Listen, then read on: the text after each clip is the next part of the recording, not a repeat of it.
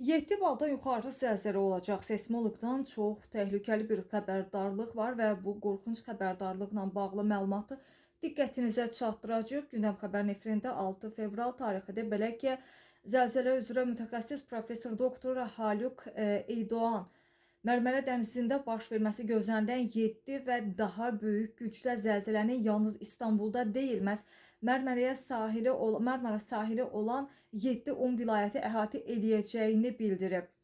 Gündəm xəbər yeni sabah azah istinadən mütəxəssislərin sözlərini diqqətinizə çatdırır və bu səbəbdən proses məhz İstanbul zəlzələsi deyil, nəticə olaraq Marmara zəlzələsi, yəni Mərmərə zəlzələsi kimi dəyərləndirilməlidir deyə professor bildirib.